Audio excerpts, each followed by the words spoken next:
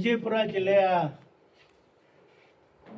ಮಾಧ್ಯಮ ಸ್ನೇಹಿತರಿಗೆ ಮೊದಲು ನನ್ನ ನಮನವನ್ನು ತಿಳಿಸ್ತಾ, ಭಾರತೀಯ ಜನತಾ ಪಾರ್ಟಿಯ ಸನ್ಮಾನ್ಯ ಜಿಲ್ಲಾಧ್ಯಕ್ಷರಿಂದ ಹಿಡಿದು ನಮ್ಮ ಎಲ್ಲ ಪದಾಧಿಕಾರಿಗಳ ಜೊತೆಯಲ್ಲಿ ಭಾರತೀಯ ಜನತಾ ಪಾರ್ಟಿಯ ರಾಜ್ಯ ಕಾರ್ಯಾಧ್ಯಕ್ಷಗಳಾಗಿರ್ತಕ್ಕಂಥ ಸನ್ಮಾನ್ಯ ಶರಣು ತಳಿಗೇರವರ ಜೊತೆಯಲ್ಲಿ ಇವತ್ತು ಇಂದಿನ ಸರ್ಕಾರ ಅಂದರೆ 2013ರಲ್ಲಿ ಬಂದಂಥ ಕಾಂಗ್ರೆಸ್ನ ಸನ್ಮಾನ್ಯ ಸಿದ್ದರಾಮಯ್ಯನವರ ಸರ್ಕಾರದ ಹಿಂದುಳಿದ ವರ್ಗಗಳಿಗೆ ಆಗಿರ್ತಕ್ಕಂಥ ಅನ್ಯಾಯದ ಬಗ್ಗೆ ಇವತ್ತು ಮಾತನಾಡಲಿಕ್ಕೆ ಬಂದಿರತಕ್ಕಂಥ ಬಂಧುಗಳೇ, 2014ರಲ್ಲಿ ಸನ್ಮಾನ್ಯ ಅವತ್ತಿನ ಮುಖ್ಯಮಂತ್ರಿಗಳಾಗಿರ್ತಕ್ಕಂಥ ಸಿದ್ದರಾಮಯ್ಯನವರು ಜಾತಿ ಗಣತಿ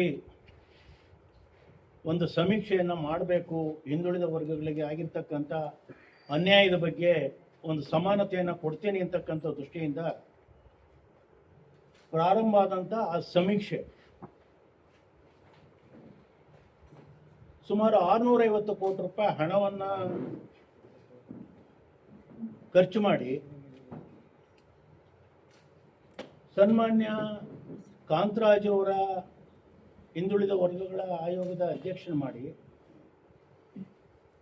ಆಯೋಗದಿಂದ ಕೊಟ್ಟಂಥ ವರದಿಯನ್ನು 10 ವರ್ಷಗಳ ಕಾಲ ಮುಗಿದ್ರೂ ಕೂಡ ವರದಿಯನ್ನು ಸ್ವೀಕಾರ ಮಾಡದಲೇ ಹಿಂದುಳಿದ ವರ್ಗಗಳಿಗೆ ಆಯವ್ಯಯದಲ್ಲಿ ಸಮಾನತೆಯ ಬಜೆಟನ್ನು ಕೊಡ್ತೇನೆ ಅಂತಕ್ಕಂಥ ಹೇಳಿಕೆ ಕೊಟ್ಟು ಕೂಡ ಕಟ್ಟ ಕಡೆಯವರೆಗೆ ಅವರು 2ನೇ ಬಾರಿ ಮುಖ್ಯಮಂತ್ರಿಗಳ ಸ್ಥಾನದಿಂದ ಇಳಿಯ ತನಕ ದೆಹಲಿಯಿಂದ ಫೋನ್ ಮಾಡಿ ಮಧುಸೂದನ್ ನಾಯಕ್ ಅವರ ಆಯೋಗದ ಅಧ್ಯಕ್ಷರನ್ನ ಕರೆದು ವರದಿಯನ್ನು ಸ್ವೀಕಾರ ಮಾಡಿ 24 ಗಂಟೆ ಒಳಗಡೆ ರಾಜೀನಾಮೆ ಕೊಡ್ತಾರೆ ಅಂತ ಅಂದರೆ ಇದರ ಅರ್ಥ ಏನಿದೆ ಅಂತಕ್ಕಂಥದ್ದನ್ನು ಜನತೆಗೆ ಗೊತ್ತಾಗಬೇಕು ಅಂತಕ್ಕಂಥ ದೃಷ್ಟಿಯಿಂದ ಸುಮಾರು 13 ವರ್ಷಗಳ ಕಾಲ ಕಾಂತರಾಜ್ ಅವರು ವರದಿ ತಯಾರು ಮಾಡಿದ್ರು, ನಿರ್ಲಕ್ಷ್ಯ ಮಾಡಿದ್ರು. ನಂತರ ಜಯಪ್ರಕಾಶ್ ಹೆಗಡೆ ಅವರು ಬಂದರು, ನಿರ್ಲಕ್ಷ್ಯ ಮಾಡಿದ್ರು. ಕೊನೆಗೆ ಮಧುಸೂದನ್ ನಾಯಕ್ ಅವ್ರನ್ನ ಹಿಂದಿನ ವರದಿಯನ್ನು ನಾನು ಒಪ್ಪಲಿಕ್ಕೆ ಸಾಧ್ಯ ಇಲ್ಲ, ಹೊಸದಾಗಿ ವರದಿಯ ತಯಾರು ಮಾಡಿ ಅಂತಕ್ಕಂಥ ಮಾತನ್ನು ಉಲ್ಲೇಖ ಮಾಡಿದ್ರು ಕೂಡ ಅದನ್ನು ಕೂಡ ಕೇವಲ 24 ಗಂಟೆ ಒಳಗಡೆ ವರದಿಯನ್ನು ಸ್ವೀಕಾರ ಮಾಡಿದ್ದೀನಿ ಅಂತ ನೆಪ ಮಾತ್ರ ಹೇಳಿ ರಾಜೀನಾಮೆ ಕೊಟ್ಟಿರ್ತಕ್ಕಂಥದ್ದು ಎಷ್ಟರ ಮಟ್ಟಿಗೆ ಸರಿ ಅಂತಕ್ಕಂಥದ್ದು ಕರ್ನಾಟಕ ರಾಜ್ಯದ 7 ಕೋಟಿ ಜನ ತೀರ್ಮಾನ ಮಾಡಬೇಕು ಅಂತಕ್ಕಂಥ ಒಂದು ಉದ್ದೇಶದಿಂದ ನಮ್ಮ ಭಾರತೀಯ ಜನತಾ ಪಾರ್ಟಿಯ ನಮ್ಮೆಲ್ಲ ನಾಯಕರು ಕೂಡ ಸೇರಿ ಇವತ್ತು ಪ್ರತಿ ಜಿಲ್ಲೆನಲ್ಲೂ ಕೂಡ ಈ ವಿಷಯವನ್ನು ಜನರಿಗೆ ಮುಟ್ಟುವಂತೆ ಮಾಡಬೇಕು ಅಂತಕ್ಕಂಥ ಉದ್ದೇಶಕ್ಕೋಸ್ಕರ ನಾನು ಬಂದಿರತಕ್ಕಂಥದ್ದು. ನಮ್ಮ ಸ್ನೇಹಿತರಾದಂಥ ತಳಿಕೇರಿಯವರು ಕೂಡ ನನ್ನ ಜೊತೆಯಲ್ಲಿ ಇದ್ದಾರೆ. ಒಂದು ವೇಳೆ ಪ್ರಶ್ನೆ ಇಷ್ಟೇ, ಯಾವುದೇ ಸರ್ಕಾರ ಇರ್ಬೋದು, ಒಂದು ಸಮಾನತೆ ಅಂತಕ್ಕಂಥದ್ದನ್ನು ಎತ್ತಿಡಬೇಕಾಗಿರ್ತಕ್ಕಂಥದ್ದು ಆ ಸರ್ಕಾರದ ಕರ್ತವ್ಯ. ಆ ಹಿನ್ನೆಲೆ ಒಳಗಡೆ ಇವತ್ತು ಕೇವಲ 2014ರಲ್ಲಿ ಬೇರೆ ಪಕ್ಷದಿಂದ ಬಂದಂಥ ಕಾಂಗ್ರೆಸ್ಸಿಗೆ ಅನ್ಯಾಯ ಮಾಡಿರ್ತಕ್ಕಂಥದ್ದನ್ನು ನಾನೇನು ಹೇಳಬೇಕಾಗಿಲ್ಲ, ಅದು ಜಗಜ್ಜಾಹೀರಾತಾಗಿತ್ತು. ಅವ್ರು JDSನಲ್ಲಿದ್ದರು, JDSನಿಂದ ಬಂದರು, ಮುಖ್ಯಮಂತ್ರಿಗಳಾದರು. ಅವತ್ತಿನಿಂದ ಇವತ್ತಿನವರು ಕೂಡ ಏನೇನು ಜಟಾಪಟಿ ನಡೀತು ಅದನ್ನು ನಾನೇನು ಹೇಳಬೇಕಾಗಿಲ್ಲ, ಅದು ತಮ್ಮಳು ಕೂಡ ಗೊತ್ತಿರ್ತಕ್ಕಂಥ ವಿಚಾರ. ಆದರೆ ಭಾಗಶಃ 52% ಇರ್ತಕ್ಕಂಥ ಹಿಂದುಳಿದ ವರ್ಗಕ್ಕೆ ಮಾಡಿರ್ತಕ್ಕಂಥ ಅನ್ಯಾಯವನ್ನು ಸಹಿಸಲಿಕ್ಕೆ ಸಾಧ್ಯ ಆಗೋದಿಲ್ಲ ಅಂತಕ್ಕಂಥದ್ದನ್ನು ತಮ್ಮ ಮೂಲಕ ಜನತೆಗೆ ಹೇಳಲಿಕ್ಕೆ ಇವತ್ತು ಬಂದಿರತಕ್ಕಂಥದ್ದು. ಯಾತಕ್ಕೋಸ್ಕರ ಈ ನಾಟಕ ಮಾಡಿದ್ರಿ? ಬೇರೆ ಬೇರೆ ರಾಜ್ಯಗಳು, ಬಿಹಾರ್ನಲ್ಲಿ ನಿತೀಶ್ ಕುಮಾರ್ ಇರ್ಬೋದು, ತೆಲಂಗಾಣದ ಮುಖ್ಯಮಂತ್ರಿಗಳಿರ್ಬೋದು, ಕೇವಲ 365 ದಿನಗಳಲ್ಲಿ ಇವತ್ತು ವರದಿಯನ್ನು ತಯಾರು ಮಾಡಿ ಸ್ವೀಕಾರ ಮಾಡಿ ಇವತ್ತು ಆ ಹಿಂದುಳಿದ ವರ್ಗಕ್ಕೆ ನ್ಯಾಯವನ್ನು ಕೊಡ್ತಾ ಇರ್ತಕ್ಕಂಥದ್ದು ನಾವು ಕಣ್ಣಿಂದ ಕಂಡಿರ್ತಕ್ಕಂಥದ್ದು. 3 ಆಯೋಗಗಳನ್ನು ನೀವು ತಿರಸ್ಕಾರ ಮಾಡಿದ್ರಿ. ಕಾಂತರಾಜು ವರದಿನ ತಿರಸ್ಕಾರ ಮಾಡಿದ್ರಿ. ಸುಮಾರು 9 ವರ್ಷಗಳ ಕಾಲ ನಾನು ಕೂಡ ವಿಧಾನ ಪರಿಷತ್ತಿನ ಸದಸ್ಯ ಇದ್ದಂಥ ಸಂದರ್ಭದಲ್ಲಿ ಹಿಂದುಳಿದ ವರ್ಗಗಳ ಕಮಿಟಿಯ ಅಧ್ಯಕ್ಷನಾಗಿ ನಾನು ಕೆಲಸ ಮಾಡುವಂಥ ಕಾಲದಲ್ಲಿ ಆಯೋಗವನ್ನು ಕರೆಸಿ ಕೂತು ಚರ್ಚೆ ಮಾಡಿ ವಿಧಾನಸೌಧದಲ್ಲಿ ಯಾತಕ್ಕೋಸ್ಕರ ಈಗ ಆಗ್ತಾ ಇದೆ ಸನ್ಮಾನ್ಯ ಅಧ್ಯಕ್ಷ ಕಾಂತರಾಜ್ ಅವರು ಅಂತಕ್ಕಂಥ ಮಾತನ್ನು ಕೇಳಿದೆ. ಅವ್ರು ನೇರವಾಗಿ ಹೇಳಿದ್ರು, ಸರ್ ಯಾವುದೇ ಕಾರಣಕ್ಕೂ ಕೂಡ ನಾನು ಬಹಿರಂಗವಾಗಿ ಏನು ಹೇಳಲಿಕ್ಕೆ ಸಾಧ್ಯ ಆಗ್ತಾ ಇಲ್ಲ. ಈ ವರದಿಯನ್ನೇ ಯಾವುದೇ ಕಾರಣಕ್ಕೂ ಕೂಡ ನೀವು ಸರ್ಕಾರಕ್ಕೆ ಕೊಡ್ತಕ್ಕಂಥ ವ್ಯವಸ್ಥೆಗೆ ಹೋಗಬಾರ್ದು ಅಂತಕ್ಕಂಥ ಮಾತನ್ನ ಉಲ್ಲೇಖ ಮಾಡೋದು. ಮನಸ್ಸಿಗೆ ಇದೊಂದು ರೀತಿಯ ನೋವು ಅಂತಕ್ಕಂಥದ್ದಲ್ಲ, ಕಗ್ಗೋಲೆ ಅಂತಕ್ಕಂಥದ್ದು ನಾನು ಈ ಭಾಷೆನ ಹೇಳಬೇಕಾಗುತ್ತೆ. ಹಿಂದುಳಿದ ವರ್ಗಕ್ಕೆ ಆಗಿರ್ತಕ್ಕಂಥದ್ದು ಇರ್ಬೋದು, ಕಾಂಗ್ರೆಸ್ನವರು ನಾವು ಹಿಂದುಳಿದ ವರ್ಗಕ್ಕೆ ಸಮಾನತೆಯನ್ನು ಕೊಡ್ತೇವೆ ಅಂತಕ್ಕಂಥ ಮಾತನ್ನ ಬರೀ ಭಾಷಣದಲ್ಲಿ ಹೇಳಿದ್ರು. ಆದರೆ ಕಾನೂನುಬದ್ಧವಾಗಿ ನೀವು ಮಾಡಿದ್ದೇನು? ಎಲ್ಲಿ ಮಾಡಿದ್ರಿ? 13 ವರ್ಷಗಳ ಕಾಲ ಜನತೆಯ ತೆರಿಗೆ ಹಣವನ್ನು ಪೋಲ್ ಮಾಡಿ 1,000 ಕೋಟಿ ರೂಪಾಯಿನ ಇವತ್ತು ನೀರಿಗೆ ಹಾಕ್ತಕ್ಕಂಥ ಒಂದು ಯೋಜನೆ ನೀವು ಮಾಡಿದ್ದೀರಲ್ಲ, ಇದರ ಪ್ರತಿಫಲ ಯಾರಿಗೆ ಸಿಕ್ಕಿದೆ? ನಾವು ಕೇಳಬೇಕಲ್ವಾ? ಸಾರ್ವಜನಿಕವಾಗಿ ನಾವು ಶಾಸಕರಾಗಿ ವಿಧಾನ ಪರಿಷತ್ತಿನ ಸದಸ್ಯರಾಗಿದ್ದಂಥ ಸಂದರ್ಭದಲ್ಲೂ ಕೂಡ ಒಬ್ಬ ಮುಖ್ಯಮಂತ್ರಿಗೆ ಕೇಳಲಿಕ್ಕೆ ಆಗದಲೇ ಇರ್ತಕ್ಕಂಥ ಸಂದರ್ಭ ಜನಸಾಮಾನ್ಯರು ಕೇಳಲಿಕ್ಕೆ ಸಾಧ್ಯ ಆಗಲ್ಲ. ಸೊ ಆ ದೃಷ್ಟಿಯಿಂದ ಇವತ್ತು ಜೈಲಿನಲ್ಲಿ ಕೂತು ಮಧುಸೂದನ್ ನಾಯಕರಿಗೆ ನೀವು ದೂರವಾಣಿ ಮೂಲಕ ವರದಿ ತಗೊಂಬ, ಸಾಯಂಕಾಲದೊಳಗಡೆ ನಾನು ವರದಿ ಸ್ವೀಕಾರ ಮಾಡಿ ಅದನ್ನ ಇಂಪ್ಲಿಮೆಂಟ್ ಮಾಡಬೇಕು ಅಂತಕ್ಕಂಥ ಮಾತನ್ನು ಉಲ್ಲೇಖ ಮಾಡಿದ್ರಲ್ಲ. ಆದ್ರೆ ಈಗಾಗಲೇ 1.5 ತಿಂಗಳು ಕಳೀತಾ ಇದೆ. ನೂತನವಾಗಿ ಆಯ್ಕೆಯಾಗಿರ್ತಕ್ಕಂಥ ಕಾಂಗ್ರೆಸ್ ಸರ್ಕಾರದ ಮುಖ್ಯಮಂತ್ರಿಗಳನ್ನ ಇವತ್ತು ಅವ್ರು ಬಂದಿದ್ರು ಕೂಡ ಆ ವರದಿಯ ಬಗ್ಗೆ ಸ್ಥಿತಿಗತಿಗೇನು? ಕಳೆದ ಬಾರಿ ನಡೆದಂತ ರಾಜ್ಯಪಾಲರ ಭಾಷಣದಲ್ಲಿ ವರದಿಯ ಪ್ರಶ್ನೆ ಇಲ್ಲ. ವಿಧಾನಸಭೆ ನಡೆಯುವಂತ ಕಾಲದಲ್ಲಿ ಯಾವುದೇ ಕಾರಣಕ್ಕೂ ಕೂಡ ಅದನ್ನ ಪ್ರಶ್ನೆ ಮಾಡಲಿಲ್ಲ. ಆದರೆ ನಾವು ಹೇಳ್ತಕ್ಕಂಥದ್ದು, ನೀವು 13 ವರ್ಷಗಳ ಕಾಲ ಹಿಂದುಳಿದ ವರ್ಗದ ಜನರಿಗೆ ಸಮಾನತೆ ಕೊಡ್ತೇನೆ ಅಂತ ಹೇಳಿತ ಮೋಸ ಮಾಡಿದ್ದೀರಿ ಸನ್ಮಾನ್ಯ ಸಿದ್ದರಾಮಯ್ಯನವರೇ. ಆದ್ರೆ ಇವತ್ತು ನಿಮ್ಮ ಕಾಂಗ್ರೆಸ್ ಪಕ್ಷದ ನೂತನ ಮುಖ್ಯಮಂತ್ರಿಗಳಾಗಿರ್ತಕ್ಕಂಥ ಸನ್ಮಾನ್ಯ ಡಿ ಕೆ ಶಿವಕುಮಾರ್ ಅವರಿಗೆ ನೀವು ಆದೇಶ ಮಾಡ್ತೀರಾ? ನಿಮ್ಮ ಹೈಕಮಾಂಡ್ ಆದೇಶ ಮಾಡುತ್ತಾ? ಮುಂಬರ್ತಕ್ಕಂಥ ಅಧಿವೇಶನದಲ್ಲಿ ಇದನ್ನೇನಾದ್ರೂ ಕೂಡ ವರದಿಯನ್ನ 224 ಜನ ಶಾಸಕರಿಗೆ ಚರ್ಚೆಗೆ ಬಿಡ್ತೀರಾ? ಆ ಚರ್ಚೆ ಆದ ನಂತರ ಏನಾದರೂ ಕೂಡ ಇಂಪ್ಲಿಮೆಂಟ್ ಮಾಡ್ತೀರಾ? ನಾನು ಬಜೆಟ್ ಅನ್ನ ಮಂಡನೆ ಮಾಡಬೇಕಾದ್ರೆ ಸಮಾನತೆ ದೃಷ್ಟಿಯಿಂದ, ಈಗ ಉದಾಹರಣೆಗೆ ಮುಸ್ಲಿಂ ಜನಾಂಗಕ್ಕೆ ನಾನು 10,000 ಕೋಟಿಯ ಜಾತಿ ಆಧಾರದ ಮೇಲೆ ಕೊಡ್ತೀನಿ ಅಂತಕ್ಕಂಥ ಮಾತು ನಾವು ಸ್ವಾಗತ ಮಾಡಿದ್ದೀವಿ, ಪಕ್ಷ ಸ್ವಾಗತ ಮಾಡಿದೆ. ಒಂದು ಹಿಂದುಳಿದ ವರ್ಗಕ್ಕೆ ಸಮಾಜಕ್ಕೆ 10,000 ಕೋಟಿ ಕೊಡೋದು. ಆದ್ರೆ ಇವತ್ತು ನಾವು 52% ಇರ್ತಕ್ಕಂಥ ಹಿಂದುಳಿದ ವರ್ಗಕ್ಕೆ ನೀವೇನು ಕೊಟ್ರಿ ಸ್ವಾಮಿ? ಇವತ್ತು ಬಜೆಟ್ನಲ್ಲಿ ಕೇವಲ 100 ಕೋಟಿ ರೂಪಾಯಿ ಇಟ್ಟು ಇವತ್ತು ಹಿಂದುಳಿದ ವರ್ಗಕ್ಕೆ ಮೋಸ ಮಾಡಿದ್ದೀರಿ. ಸೊ ಆ ಹಿನ್ನೆಲೆಯಲ್ಲಿ ನಾವು ಹಿಂದುಳಿದ ವರ್ಗಕ್ಕೆ ಯಾವುದೇ ಸರ್ಕಾರ ಇರ್ಬೋದು, ಆ ಸರ್ಕಾರದ ವ್ಯವಸ್ಥೆಯಲ್ಲಿ ಸಮಾನತೆಯನ್ನು ಎತ್ತಿಡ್ತೀನಿ ಅಂತಕ್ಕಂಥ ಮಾತನ್ನ ಹೇಳಿ ಸುಳ್ಳು ಹೇಳಿದ್ರಲ್ಲ, ಆ ಭಗವಂತ ನಿಮ್ಮನ್ನು ಕ್ಷಮಿಸಲ್ಲ ಅಂತಕ್ಕಂಥ ಮಾತನ್ನು ನಾನು ಹೇಳಲಿಕ್ಕೆ ಇಷ್ಟಪಡ್ತೇನೆ. ಈಗಲಾದ್ರೂ ಚಿಂತೆ ಇಲ್ಲ, ಆಯ್ತು ನಿಮ್ಮ ಕಾಲ ಮುಗೀತು. ನಿಮ್ಮ ಬಂಡತನದಿಂದ ನೀವು ರಾಜಕಾರಣದಲ್ಲಿ ಇವತ್ತು ರಾಜೀನಾಮೆ ಕೊಡಲಿಕ್ಕೆ ಹಿಂದು ಮುಂದೆ ನೋಡಿ ಹೈಕಮಾಂಡ್ ಇವತ್ತು ಚಾಟಿ ಬೀಸಿ ಸನ್ಮಾನ್ಯ ಡಿ ಕೆ ಶಿವಕುಮಾರ್ ಅವರಿಗೆ ಇವತ್ತು ಮುಖ್ಯಮಂತ್ರಿ ಸ್ಥಾನ ಕೊಡಿಸಿದ್ದಾರೆ. ಆದರೆ ಡಿ ಕೆ ಶಿವಕುಮಾರ್ ಅವರು ಕೂಡ ಇವತ್ತು ಹೇಳ್ತಕ್ಕಂಥದ್ದೇನು, ಅದ್ರ ಬಗ್ಗೆ ಎಲ್ಲೂ ಕೂಡ ಚಕಾರ ಎತ್ತಲಿಲ್ಲ. ಆದ್ರೆ ನಾವಿವತ್ತು ಆಗ್ರಹ ಮಾಡ್ತಾ ಇದ್ದೇವೆ ತನ್ನ ಮೂಲಕ, ಮುಂದಿನ ಅಧಿವೇಶನದಲ್ಲಿ ಇವತ್ತೇನು ಸಿದ್ದರಾಮಯ್ಯನವರು ಸ್ವೀಕಾರ ಮಾಡಿರ್ತಕ್ಕಂಥ ವರದಿಯನ್ನ ಮಂಡನೆ ಮಾಡಲೇಬೇಕು. ನೀವೇನಾದರೂ ಮಂಡನೆ ಮಾಡಲಿಕ್ಕೆ ಆಗಲಿಲ್ಲ ಅಂದ್ರೆ ವಿಧಾನಸೌಧದ ಮುತ್ತಿಗೆ ಕಾರ್ಯಕ್ರಮವನ್ನು ರಾಜ್ಯ ಮಟ್ಟದಲ್ಲಿ ಭಾರತೀಯ ಜನತಾ ಪಾರ್ಟಿ ಹಿಂದುಳಿದ ವರ್ಗದ ಜನರಿಗೆ ನ್ಯಾಯವನ್ನು ಕೊಡಿಸಬೇಕು ಅಂತಕ್ಕಂಥ ಒಂದು ದೃಷ್ಟಿಯಿಂದ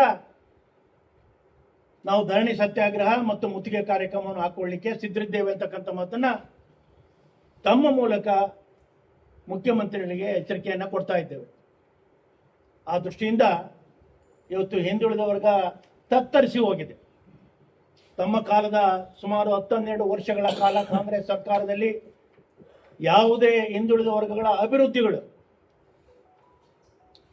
ಇಂದಿನ ಸರ್ಕಾರದಲ್ಲಿ ಕೊಡ್ತಾ ಇರ್ತಕ್ಕಂಥ ಯೋಜನೆಯ 10% ಹಣ ಕೊಟ್ಟಿದ್ರು ಕೂಡ ಹಿಂದುಳಿದ ವರ್ಗ ಸಮಾಧಾನ ಆಗ್ತಾ ಇತ್ತು.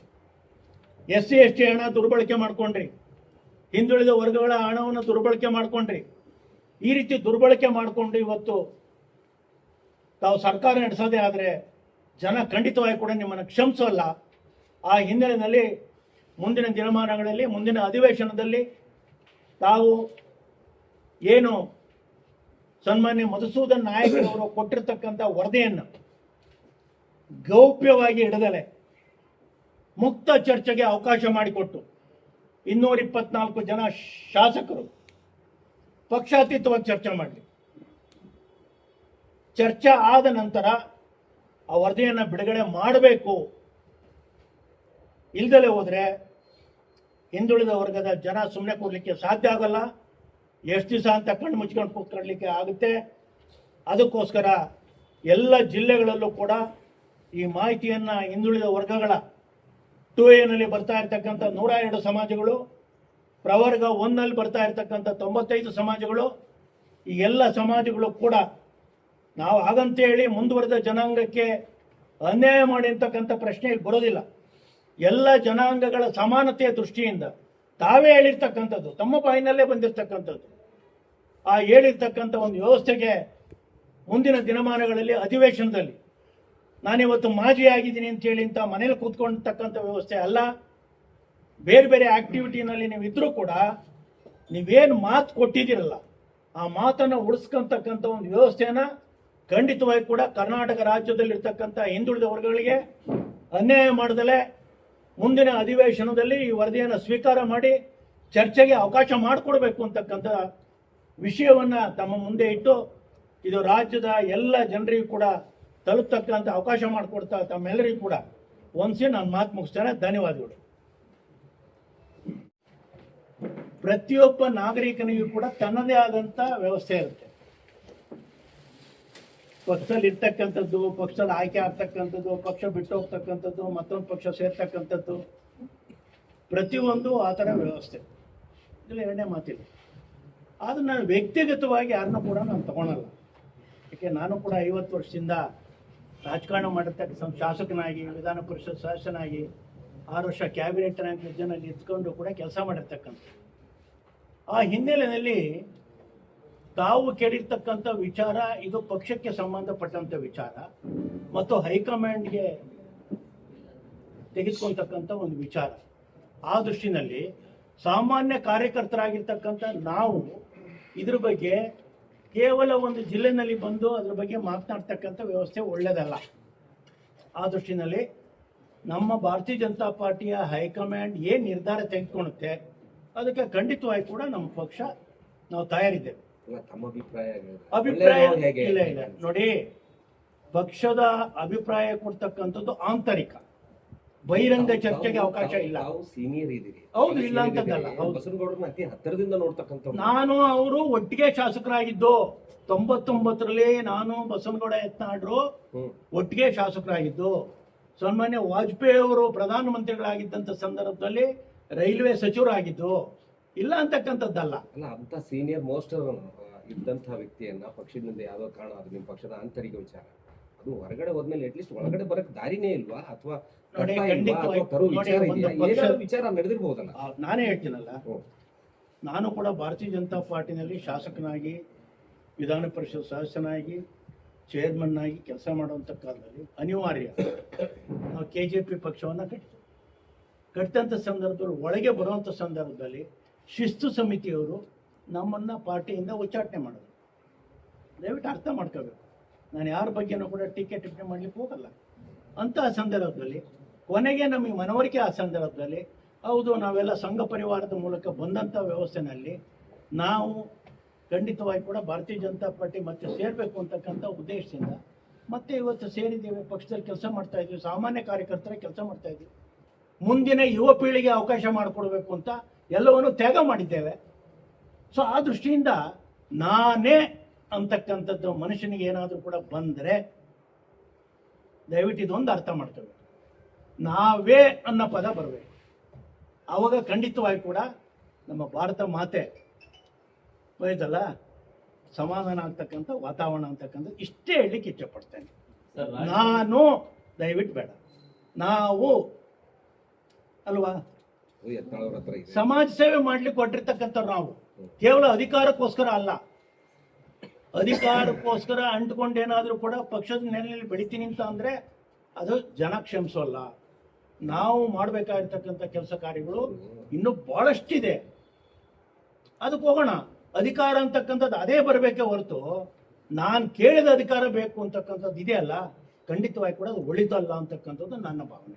ಸರ್, ಈಗ ರಾಜ್ಯ ಬಿಜೆಪಿ ಈ ಸಿಚುವೇಶನ್ಗೆ ವಿಜೇಂದ್ರ ಅವ್ರ ಟೀಮ್ ಏನಿದೆ ಅವೆಲ್ಲ ಶರಣವರು ಸರ್ ಎಲ್ಲರೂ ಹೆಸರು ಹೇಳಿದ್ರು. ಅವರು ಇವ್ರನ್ನೆಲ್ಲ ಪೂರ್ತಿ ಹೇಳ್ಬಿಡ್ತೀನಿ. ಶರಣು ತಳಿಕೆರೆ ನನಗೆ ಅವ್ರಿಗೂ ಗೊತ್ತಿಲ್ಲ ನನ್ನ ಪೂರ್ತಿ ತಳ್ಳಳ್ಳಿ ಅಂತಾರ, ಸಿಕ್ಕಾಗ ಒಂದ್ಸಲ ಶರಣು ತಳಿಕೆರೆ ಅಂತ ಪ್ರೀತಿಗೆ ಪಿ ರಾಜೀವ್ರಂತೂ ಅವ್ರು ನೇರ ಹೆಸರೇ ತಗೊಂಡು ಅವರೆಲ್ಲ ಚೀಲಗಳನ್ನು ಪದ ಬಳಸಿದ್ರು. ನೋಡ್ರಿ, ಇಲ್ಲಿ ರಾಷ್ಟ್ರಕ್ಕಾಗಿ ಕೆಲಸ ಮಾಡ್ತಕ್ಕಂಥ ಭಾರತೀಯ ಜನತಾ ಪಕ್ಷದ ಕಾರ್ಯಕರ್ತರು ನಾವು ಹಿರಿಯರು ಕೂಡ ಇಲ್ಲಿದ್ದೇವೆ. ನಮ್ಮ ರಾಜ್ಯಾಧ್ಯಕ್ಷರು ಯಾವಾಗಲೂ ಒಂದು ಮಾತು ಹೇಳ್ತಾರೆ, ಕಾಯಲು ಮೇಲೊಬ್ಬನಿದ್ದಾಗ ಕಾಯಕವಿಲ್ಲದ ಕೊಂಕಿನ ಮಾತಿಗೆ ಕೊರಗುವುದೇಕೆ ಅಂತಕ್ಕಂಥ ಮಾತನ್ನು ಹೇಳ್ತಾರೆ. ಆ ಮಾತನ್ನ ಪುನರಾವರ್ತನೆ ಮಾಡ್ತೀನಿ. ಇವತ್ತು ನರೇಂದ್ರ ಮೋದಿ ಅವರೇ 45 ವರ್ಷದ ರಾಷ್ಟ್ರೀಯ ಅಧ್ಯಕ್ಷರಂತ ನಿತಿನ್ ನಬೀನ್ ಅವರ ನಮ್ಮ ಬಾಸ್ ಅಂತ ಅಂತಕ್ಕಂಥ ಮಾತನ್ನ ಕರೆದು ಚಿಕ್ಕ ವಯಸ್ಸಿನ ಅಧ್ಯಕ್ಷನು ಕೂಡ ಬಾಸ್ ಅನ್ನ ಕರೆಯೋದ್ರ ಮುಖಾಂತರ ರಾಷ್ಟ್ರೀಯ ಅಧ್ಯಕ್ಷರಿಗೆ ಯಾವ ರೀತಿ ಗೌರವ ಕೊಡ್ಬೇಕು ಆ ರೀತಿ ಗೌರವವನ್ನು ಕೊಟ್ಟಿದ್ದಾರೆ. ಪಕ್ಷದ ಒಳಗಿದ್ದವ್ರ ಬಗ್ಗೆ ನಾವ್ ಏನ್ ಬೇಕಾದ್ರೂ ಮಾತಾಡ್ಬೋದು, ಯಾವ ರೀತಿ ನಾವು ಶಿಷ್ಟಾಚಾರ, ಯಾವ ರೀತಿ ಗೌರವ ಕೊಡೋದು ಪಕ್ಷದ ಅಧ್ಯಕ್ಷ. ಹೊರಗಿದ್ದವ್ರ ಬಗ್ಗೆ ನಾವು ಮಾತಾಡ್ತಕ್ಕಂಥ ಅವಶ್ಯಕತೆ ನಮ್ಗಿಲ್ಲ. ತಾವು ಕೇಳಿದ್ರಿ ಪಕ್ಷಕ್ಕೆ ತರುವ ಪ್ರಯತ್ನ ಅಂತ, ಯಾವುದು ಕೂಡ ಆ ತರ ಇಲ್ಲ. ಆಮೇಲೆ ಮೇಲಾಗಿ ಅವ್ರನ್ನ ಪಕ್ಷದ ಬಗ್ಗೆ ಅವ್ರ ಬಗ್ಗೆ ತೀರ್ಮಾನ ತೆಗೆದುಕೊಟ್ಟಿರ್ತಕ್ಕಂಥದ್ದು ರಾಜ್ಯದ ನಾಯಕತ್ವ ಅಲ್ಲ, ರಾಷ್ಟ್ರೀಯ ನಾಯಕರು ತೀರ್ಮಾನ ತಗೊಂಡು ಅವ್ರನ್ನ ಪಕ್ಷದಿಂದ ಉಚ್ಚಾಟನೆ ಮಾಡಿದ್ದಾರೆ. ಖಂಡಿತ ನಿಮ್ ಪ್ರಕಾರ ನಿಮ್ಮ ಊಹೆ ಅಂತ ಅವ್ರು ಬರ್ತಕ್ಕಂಥ ಪ್ರಯತ್ನ ಮಾಡ್ತಿರೋದು ಸತ್ಯ. ಇವತ್ತೇನು ನಾ ಮುಂದಿನ ತಿಂಗಳು ಶ್ರಾವಣ ಮುಗಿಲಿ, ಆಷಾಢ ಮುಗಿದ ತಕ್ಷಣ ನಾನು ಪಕ್ಷ ಕಟ್ತೀನಿ, ಹೊಸ ಪಕ್ಷ ಕಟ್ತೀನಿ ಅಂತಕ್ಕಂಥ ಏನು ಅವ್ರ ಆಸೆ ಐತೆ, ಖಂಡಿತ ಶುಭವಾಗಿ ನಾವ್ ಯಾರು ಕೂಡ ಅವ್ರಿಗೆ ವಿರೋಧ ಮಾಡೋದಿಲ್ಲ. ನನ್ನ ಹಾಲು ಮತ್ತು ಸಮಾಜವನ್ನಾಗಿ ಹೇಳ್ತೇನೆ, ಅವ್ರು ಹೊಸ ಪಕ್ಷ ಕಟ್ಟೋದಾಗ ನಾನೇ ಅವ್ರಿಗೆ ಬೋಣಿಗೆ ಕೊಡ್ತೀನಿ. ಅದು ಬಿಟ್ಟು ಬ್ಲಾಕ್ ಮೇಲ್ ಮಾಡ್ದೇನೆ ಪಕ್ಷದ ತತ್ವ ಸಿದ್ಧಾಂತಗಳು ಒಪ್ಕೊಂಡು ಹಿರಿಯರಿದ್ದಾರೆ, ಹಿರಿಯರ ಹತ್ರ ಚರ್ಚೆ ಮಾಡ್ಲಿ. ಈ ಹಿಂದೆನೂ ಕೂಡ ನಾನು ಅನೇಕ ಬಾರಿ ಪಕ್ಷದಲ್ಲಿದ್ದೆ, ಅನೇಕ ಬಾರಿ ನಾನು ಪಕ್ಷದಿಂದ ಆಚೆನೂ ಹೋಗಿದ್ದೆ.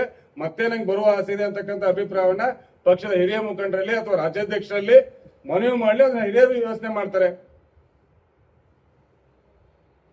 ಸಾಧ್ಯವಾದ್ರೆ ನಾನು ಕೂಡ ರಾಜ್ಯದ ಕಾರ್ಯದರ್ಶಿ ಇದ್ದೀನಿ, ನನ್ನ ಹತ್ರನೂ ಕೂಡ ಮನವಿ ಕೊಡ್ಲಿ. ಈಗ ಒಂದು ದೃಷ್ಟಿಕೋನ ಅಲ್ಲಿ ಈಶ್ವರಪ್ಪನವ್ರನ್ನ ಒಂದ್ ಕಡೆ ಕಡೆಗಣಿಸ್ತಾನಾಗ್ತದೆ, ಇಲ್ಲಿ ಯತ್ನಾಳ್ ಅವ್ರನ್ನ ಒಂದ್ ಕಡೆ ಕಡೆಗಣಿಸ್ತಾ ಏನ್ ನಡೀತಾ ಇದೆ ನಿಮ್ಮ ಪಕ್ಷದಲ್ಲಿ? ಸರ್, ಯಾರು ಹಿರಿಯರನ್ನ ಒಂದ್ ನಿಮಿಷ ಕಂಪ್ಲೀಟ್ ಮಾಡ್ತಾರೆ, ಹಿರಿಯರನ್ನ ಸಂಪೂರ್ಣವಾಗಿ ಉಚ್ಚಾಟನೆ ಮಾಡಿ ನಮಗಿಂತ ಚಿಕ್ಕವರು ನಮ್ಮ ಜೊತೆಯಲ್ಲಿ ಕೆಲಸ ಮಾಡದಂತ ವ್ಯಕ್ತಿಯ ಮಕ್ಕಳನ್ನ ತಂದು ಅಧ್ಯಕ್ಷರ ಮಾಡೋದು ಸಹಜವಾಗಿ ಹಿರಿಯರಿಗೆ ಸ್ವಲ್ಪ ನೋವು ಉಂಟು ಮಾಡಿದೆ. ಅದನ್ನ ಶಮನ ಮಾಡೋ ದೃಷ್ಟಿಕೋನದಲ್ಲಿ ನೀವು ಏನ್ ಮಾಡಿದಿರಿ? ರಾಷ್ಟ್ರಾಧ್ಯಕ್ಷರು, ರಾಜ್ಯಾಧ್ಯಕ್ಷರು ಎಲ್ಲರೂ ಸೀನಿಯರಿಟಿ ಸೇರಿಕೊಂಡು ಒಂದು ಪಕ್ಷವನ್ನ ಸುಂದರವಾಗಿ ಮಾಡ್ಕೊಳ್ಳೋಕೆ ಏನ್ ಪ್ರಾಬ್ಲಮ್ ಏನಾಗಿತ್ತು? ಯಾಕೆ ಇಷ್ಟೊಂದು ಡಿಸ್ಪ್ಯೂಟ್ಸ್ ಆಗ್ತಾ ಇದೆ ನಿಮ್ಮ ಪಕ್ಷದಲ್ಲಿ? ಖಂಡಿತ ಹೊಂದಾಣಿಕೆ ಇಲ್ಲದೆ ಇರೋದಾ? ಹೇಗೆ? ಖಂಡಿತ ನಿಮ್ಗೆ ನಮ್ಮ ಪಕ್ಷದ ಬಗ್ಗೆ ಇರ್ತಕ್ಕಂಥ ಕಾಳಜಿಗೆ ನಾನು ಖುಷಿಯಿಂದ ನೀವು ಅಭಿನಂದನೆ ಹೇಳ್ತೀನಿ ಅಣ್ಣ.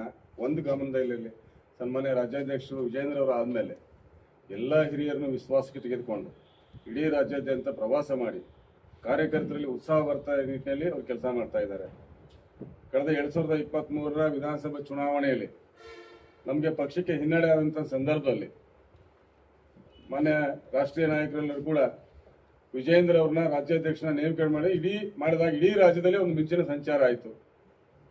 ಈ ಗ್ಯಾರಂಟಿ ಭರಾಟೆಗಳ ಮಧ್ಯೆ ನಾವು 2 ಅಂಕಿ ದಾಟೋದು ಕಷ್ಟ ಅಂತ ಇತ್ತು ಲೋಕಸಭೆ ಚುನಾವಣೆಯಲ್ಲಿ.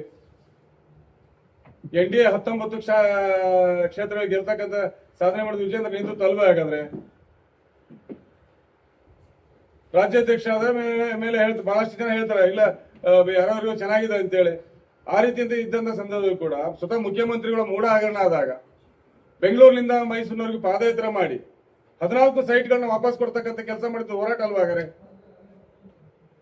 ಡಿ.ಕೆ. ಶಿವಕುಮಾರ್ ತಮ್ಮನ ವಿರುದ್ಧ ದೇವೇಗೌಡರ ಅಳಿಯ ಮತ್ತು ಏನು ಹಿಂದಿನ ಜಯದೇವದ ನಿರ್ದೇಶಕ ಇರ್ತಂತ ಸನ್ಮಾನ್ಯ ಡಾಕ್ಟರ್ ಮಂಜುನಾಥ್ ಅವ್ರನ್ನ ಪಕ್ಷದಿಂದ ನಿಲ್ಲಿಸಿ ಪಕ್ಷದಿಂದ ಗೆಲ್ಲಿಸಿ ಡಿ.ಕೆ. ಶಿವಕುಮಾರ್ನ ಸೋಲಿಸಿದ್ ನಿಜಾನ ಹೌದಲ್ವಾಗರೆ.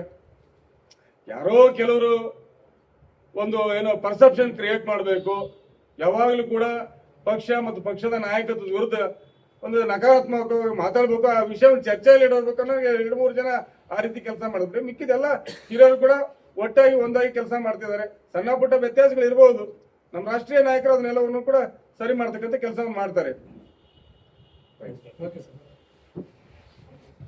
ಎಲ್ಲರೂ ಮಾಡಿದ ಸರಿ ಮನೆಗೆ ಕರೆಕ್ಟ್ ಹೋಗಿಲ್ಲ, ಹಾಗಾಗಿ ಇದನ್ನ ರಿಜೆಕ್ಟ್ ಮಾಡ್ಬೇಕು. ಇನ್ನು ಅದು ವರದಿಯಲ್ಲಿ ಏನಿದೆ ಅನ್ನುವಂತ ಅಂಶಗಳು ಪಬ್ಲಿಕ್ ಬಂದಿದ್ದಿಲ್ಲ. ಆವಾಗಿಂದನೂ ಬಿಜೆಪಿಗಳು ವಿರೋಧ ಮಾಡ್ಕೊಂಡು ಬಂದಿದ್ರು. ಮತ್ತೆ ಈಗ ನೀವು ಸಪೋರ್ಟ್ ಯಾವ ರೀತಿ ಸಪೋರ್ಟ್ ಮಾಡುತ್ತಂತ ನಾವು ವರದಿ ಬಗ್ಗೆ ಕೆಲವು ಕಡೆ ಮಾಹಿತಿ, ಈಗ ನಮ್ಗೆ ಎಲ್ಲ ಒಂದ್ ಕಡೆ ಮಾಹಿತಿ ಇದೆ, ಸುಮಾರು 4 ಲಕ್ಷಕ್ಕಿಂತ ಹೆಚ್ಚು ಕುಟುಂಬಗಳು ವರದಿಯಲ್ಲಿ ಪಾಲ್ಗೊಂಡಿಲ್ಲ ಅಂತಕ್ಕಂಥ ಮಾಹಿತಿ ಇದೆ.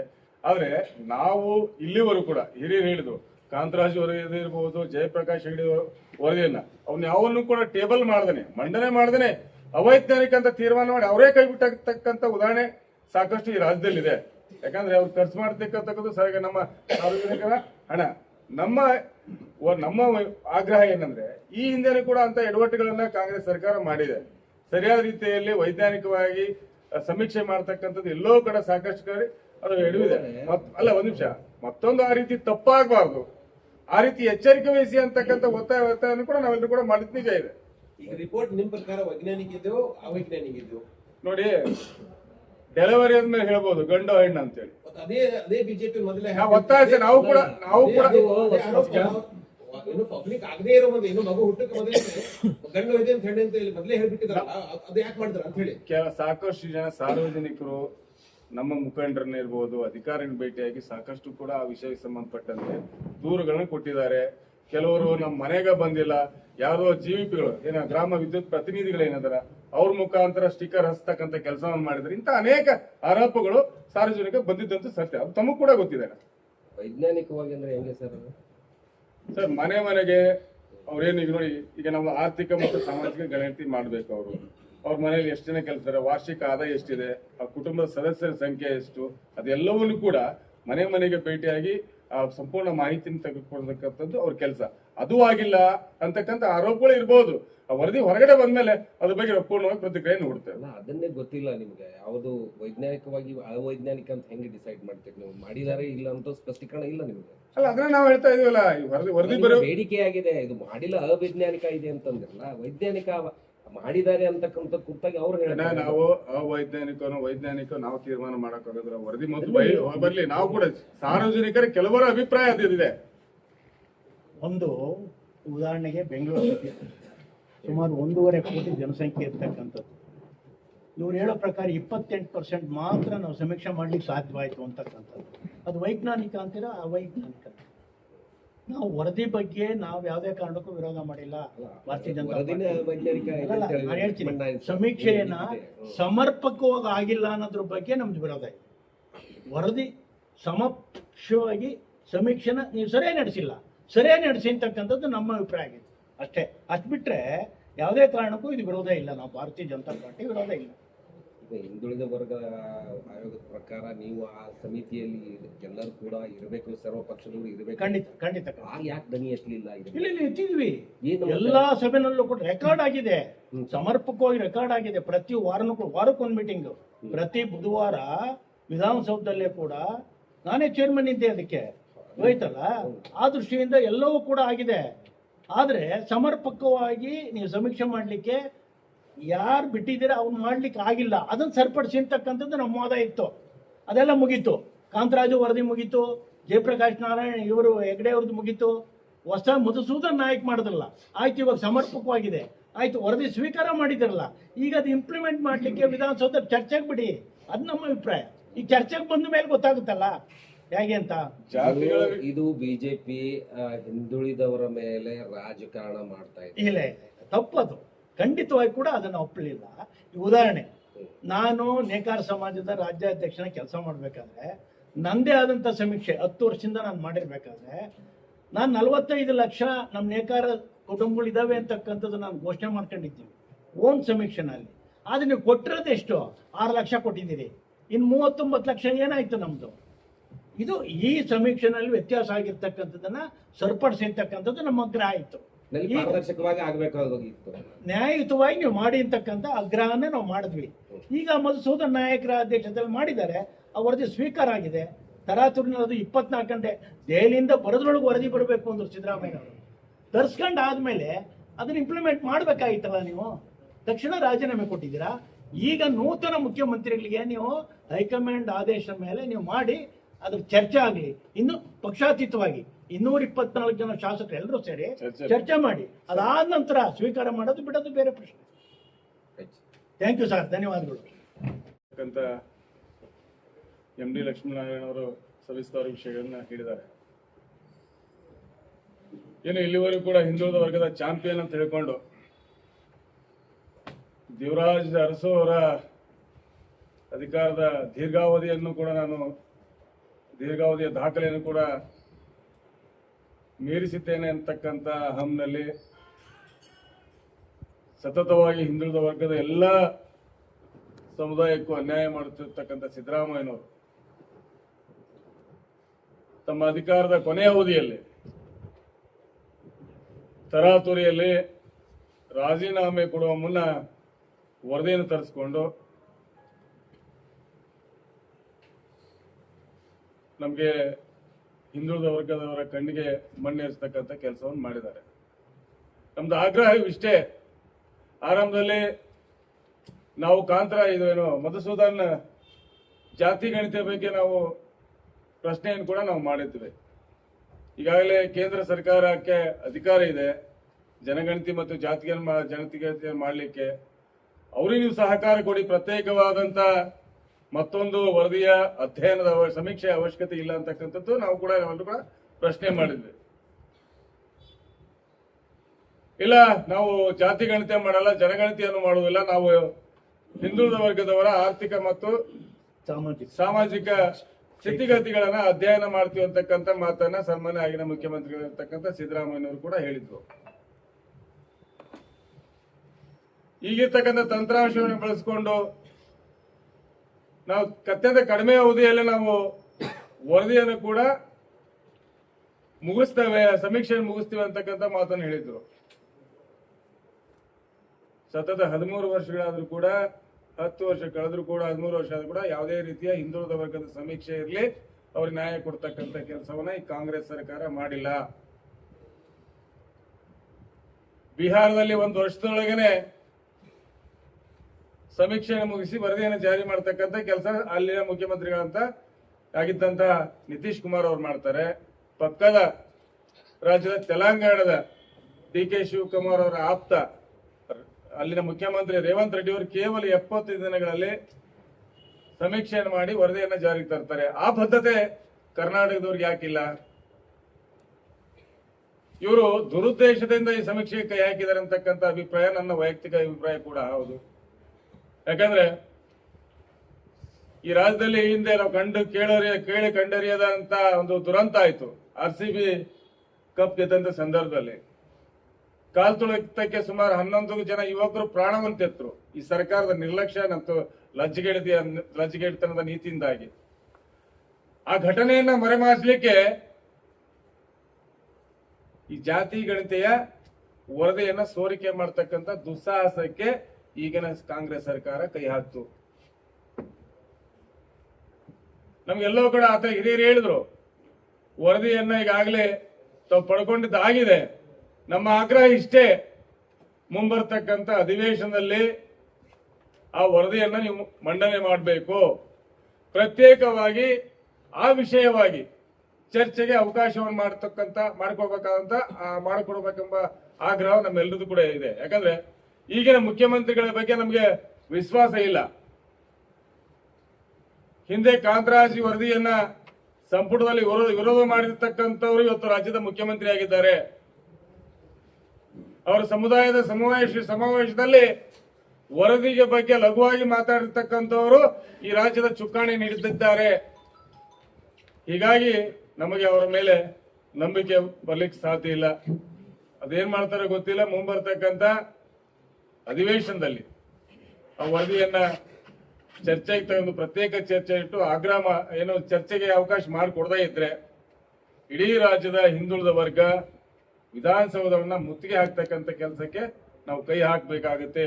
ಆ ನಿಟ್ಟಿನಲ್ಲಿ ತತ್ಕ್ಷಣ ಹಿಂದುಳಿದ ವರ್ಗರಿಗೆ ನ್ಯಾಯ ಕೊಡ್ತಕ್ಕಂಥ ರೀತಿಯಲ್ಲಿ ಸನ್ಮಾನ್ಯ ಸಿದ್ದರಾಮಯ್ಯನವರು ಮೌನವಾಗಿದ್ದಾರೆ ಅಂದ್ರೆ ಅವರ ಪೂರ್ಣ ಮೌನ ನಮ್ಗೆಲ್ಲರೂ ಕೂಡ ಒಂದು ಸಂಶಯಕ್ಕೆ ದಾರಿಯನ್ನು ಕೂಡ ಮಾಡಿಕೊಟ್ಟಿದೆ.